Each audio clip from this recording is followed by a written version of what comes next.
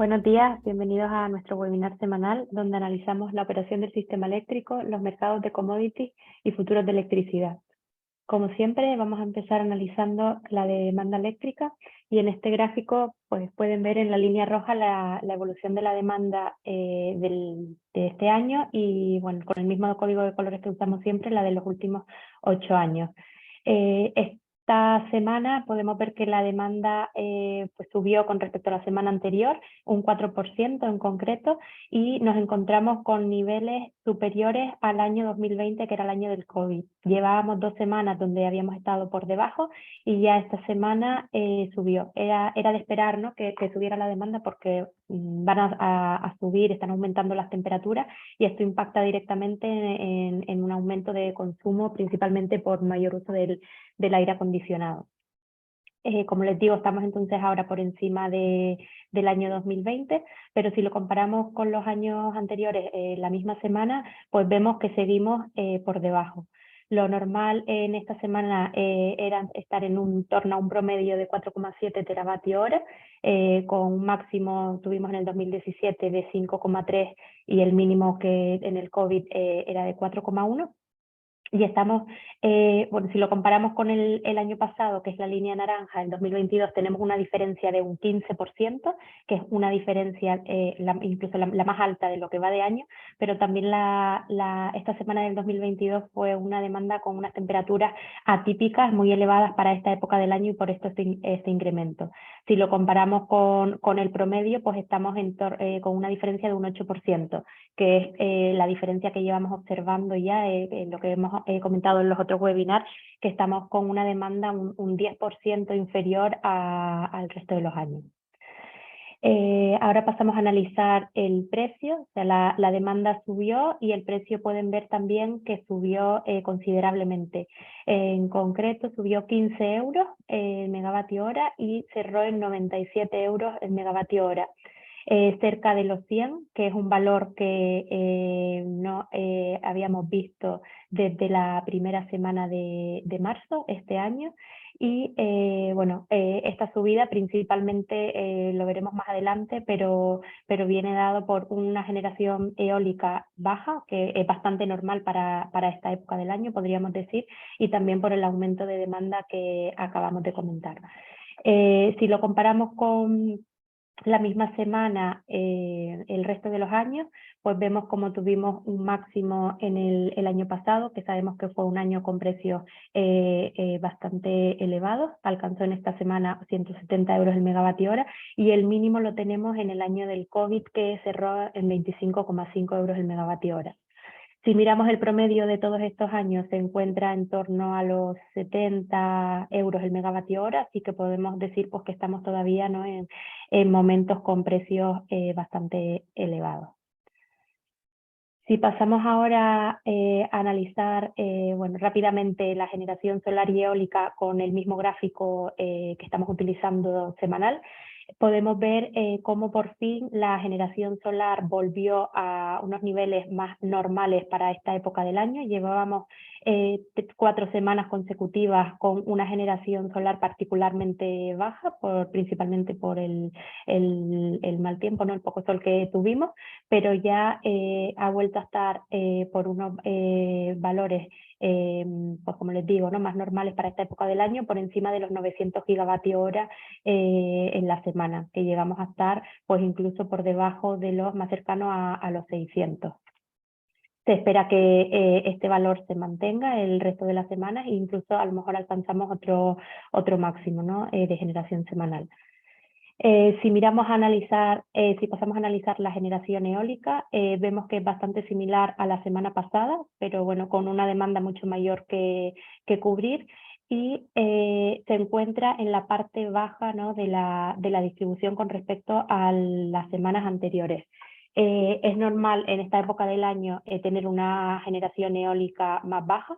Tenemos, bueno, distintas volatilidades, ¿no?, y es bastante impredecible esta generación, pero lo que, como comentamos en otros webinars, lo que sí se ve es que tenemos pues mayores picos y mayor generación a principio de año y al final del año, y durante la primavera y el verano esta generación suele bajar. Es verdad que con la capacidad instalada de este año, que bueno, es la más alta, estamos en torno a los 31 gigavatios ya instalados, pues a pesar de tener la mayor capacidad instalada, estamos en la parte baja de la distribución, o sea que podríamos a lo mejor esperar que se pueda llegar a generar un poquito más en las próximas semanas, o bueno, al ser esta generación tan impredecible, podemos volver a observar este mínimo que vimos hace 2 semanas ya también. Ya si pasamos a analizar el detalle horario de la generación solar y eólica y además le añadimos los países de Portugal y Francia, por el lado de la eólica, pues como les comentaba, generación bastante baja.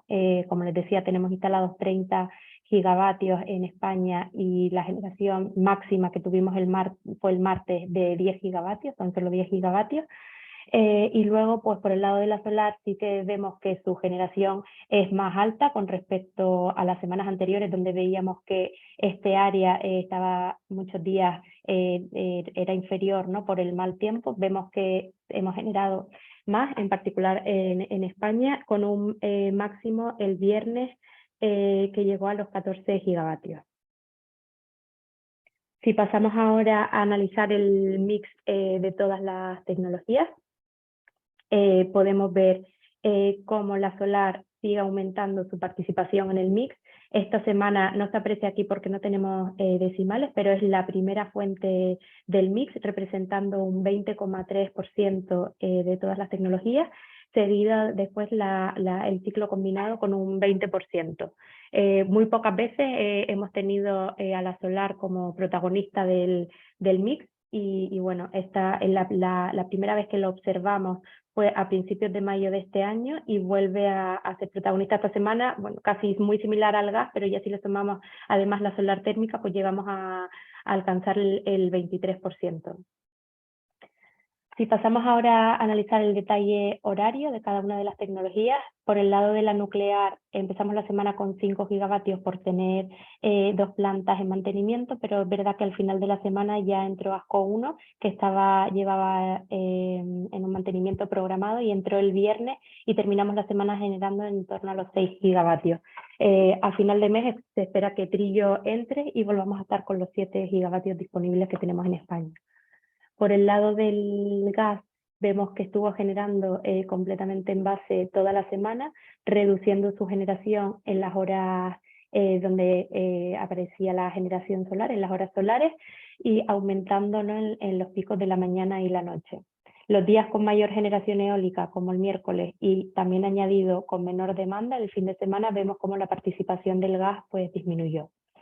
Luego, por el lado de los intercambios, parece que vuelve a cambiar esta tendencia. Bueno, llevamos varias semanas con poca generación eólica y solar y veíamos que estábamos importando continuamente, y ahora, sin embargo, volvemos a ver exportaciones, la mayoría durante las horas solares, pero seguimos importando durante las noches.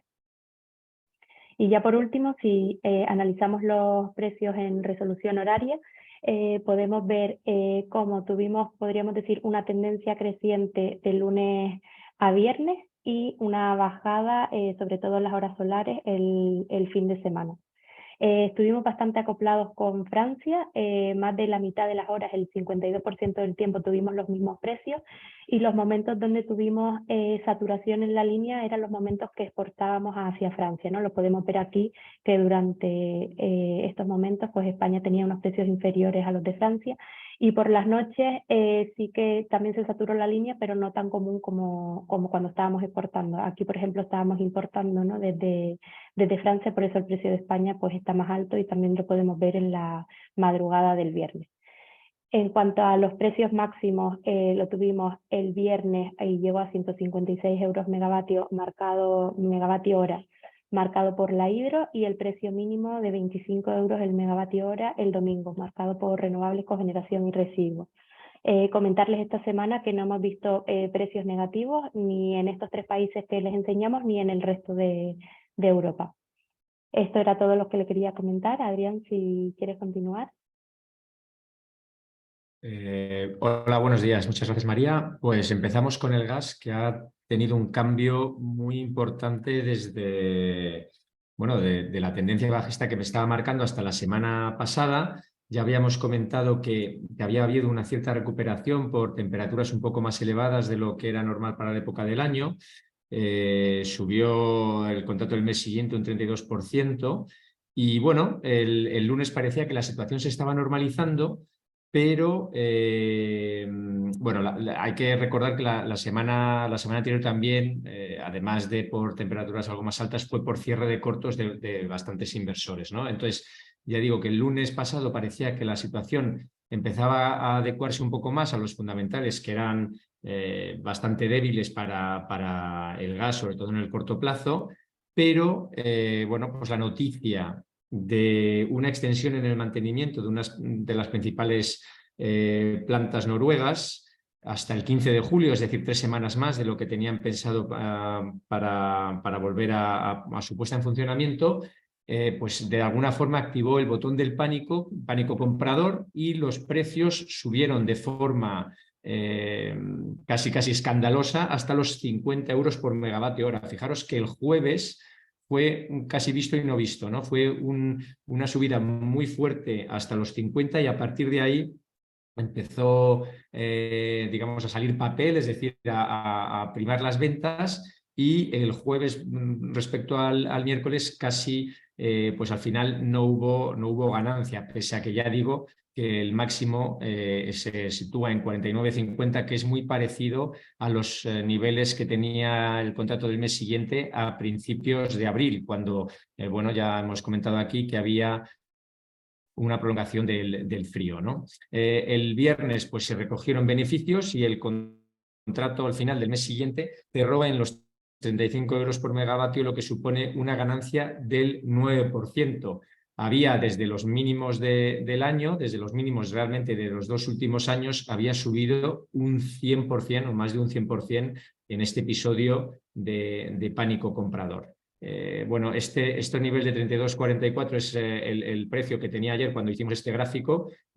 Parecía también que la situación se estaba normalizando, pero ha vuelto a subir entre ayer y hoy, está volviendo a subir el gas, lo que indica que, bueno, que la tensión sigue presente en el mercado. Además de la noticia que comentábamos antes de la extensión del mantenimiento en la planta de Nyhamna, en Noruega, ha habido también un anuncio todavía algo extraoficial del gobierno noruego del cierre definitivo de Grønnenberg, que es algo en la que ya contaba el mercado. La planta de Grønnenberg, que es la más grande de la Unión Europea, pues estaba ahora limitado su capacidad de producción a 2,8 BCM anuales, y también los precios fueron soportados por unas temperaturas más altas de lo normal, ¿no? Que lo que hace es poner en competencia los flujos necesarios para ir llenando los almacenamientos junto con los necesarios para producir electricidad para aires acondicionados. Entonces, bueno, esto ha agitado el mercado de una manera bastante importante, ha terminado definitivamente o por el momento con la tendencia bajista clarísima que veíamos durante todos estos meses pasados, y ahora tenemos pues lo que ya veníamos anunciando, ¿no? Que altísima volatilidad, sobre todo una vez que llegamos a mínimos, pues puede haber unos rebotes muy importantes. ¿Ha cambiado algo realmente la foto para pasar de tener precios del contrato del mes siguiente en 22 euros megavatio hora a 50? Pues a nosotros sinceramente nos cuesta verlo. Ha habido un componente realmente muy especulativo de cierre de contratos cortos, eso está clarísimo.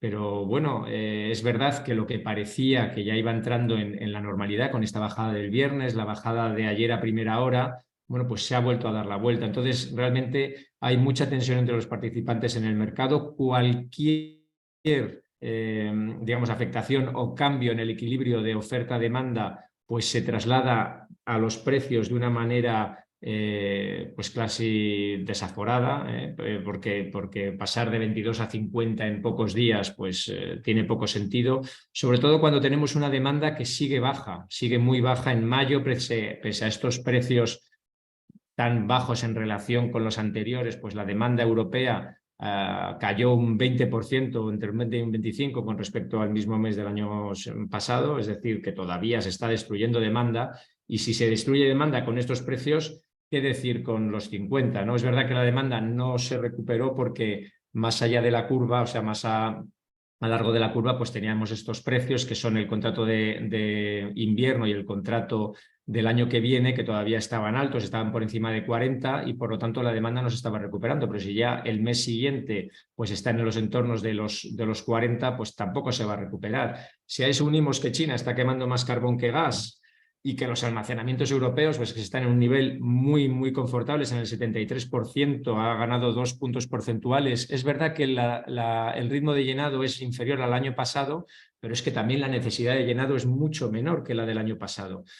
Entonces, bueno, pues esto es lo que hay, muchísima volatilidad, cualquier disrupción en el equilibrio oferta y demanda se va a trasladar a los precios muy rápidamente y hay que lidiar con estos altibajos. Nosotros pensamos que debería corregir algo más los precios, pero los mercados pueden estar... digamos, pueden funcionar de forma ilógica con respecto a los fundamentales mucho más tiempo del que muchos participantes pueden mantener sus posiciones en el mercado, ¿no? Entonces se ven obligados a cerrar y con ello tiran de los precios para arriba. Bueno, pues el CO2, ¿cómo funcionó? Recordar que el lunes el gas bajó, pues el CO2 ahí fue cuando se desligó la tendencia con respecto al gas y siguió subiendo. Sí que es verdad que el jueves, que acordaros que el gas es cuando marcaba los 49,50 de máximos, pues aquí el CO2 llegó a los 95,20 aproximadamente y a partir de ahí pues volvió también a salir muchas órdenes vendedoras y lo mismo que con el gas. Fijaros que el jueves con respecto al viernes los precios de cierre son casi similares y el viernes, el jueves con respecto al miércoles los precios son similares y el viernes sí siguió algo la tendencia bajista, pero que marcó precios muy por debajo del cierre final. El cierre final se sitúa en 92,35, un 6,4% de ganancia y habíamos tenido precios en el entorno de los 90, 90 y medio el mismo viernes. La correlación con gas sigue alta. Es verdad que solo se rompe para seguir subiendo el CO2, es decir, los episodios que hemos visto del gas retrocediendo en el CO2 no han sido tales. Bueno, la semana pasada lo que hubo fueron resultados mixtos de las subastas. El Commitment of Traders, esto que comentamos también aquí algunas veces de las operaciones o de las posiciones abiertas por los fondos de inversión más especulativos, pues bajaron de los 25 millones de toneladas a los 20 millones de toneladas. Acordaros que ese fue el motivo del primer cierre de posiciones cortas la semana anterior, que disparó los precios desde los mínimos anuales, también como había ocurrido con el gas, hasta ya el entorno de los 80 largos. Bueno, ahora con los 20 millones hay menos interés bajista. Yo creo que esta semana va a volver a salir, debido a estas alzas en los precios, una posición de los fondos de inversión todavía menos bajista de la semana pasada y eso a lo mejor calma algo las ansias alcistas del mercado. Hay que esperar también a mañana que se publica el resultado del vencimiento de las opciones. Ahí las operaciones están abiertas entre los 90 y los 95 y mucho de la volatilidad entre estos dos valores se debe a la cobertura que hacen los traders que tienes vendidas esas opciones, ¿no? O vendidas o compradas. Tienen que ajustar un componente de las opciones que se llama la gama y según suba o baje el precio tienen que comprar o vender y por lo tanto pues amplifican también los movimientos y lo hacen todavía más volátil. A ver si a partir de mañana pues hay algo más de tranquilidad en la evolución del CO2.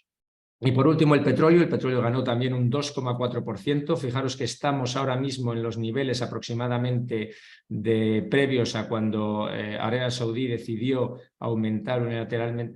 disminuir unilateralmente su producción. Ya vimos la semana pasada que ante una primera subida, que era lo previsto por el mercado, pues luego los precios se fueron casi al principio de la semana pasada a los mínimos del año. Es verdad que en el intradía tenemos un casi $70 por barril a mediados de marzo, pero desde entonces hemos visto precios de cierre en torno a los niveles que se marcaron la semana pasada. Goldman Sachs, por ejemplo, ha bajado, que normalmente ha sido siempre bastante alcista en petróleo, ha bajado sus proyecciones para este año y lo que hemos comentado, no lo hace tanto por una demanda frágil, sino por una producción por encima de lo esperado en Rusia, Irán y Venezuela. Y en este caso, por ejemplo, decir que China está comprando, ahora mismo ha comprado en mayo, más petróleo a Rusia del que ha hecho a Arabia Saudí. Entonces, Arabia Saudí, entre que ha reducido su producción y que los precios no están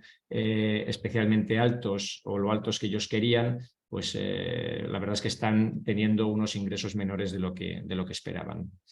Y por último, ¿cómo ha resultado esto en los futuros? Pues bueno, en los futuros hay que decir que siguieron totalmente el complejo alcista, complejo energético alcista. Tenemos el Q3, Q4 y Q1 que ganaron todos más del 10%, hasta los 105, 118 y 114 respectivamente. El Q3, por ejemplo, llegó a ganar un 14%.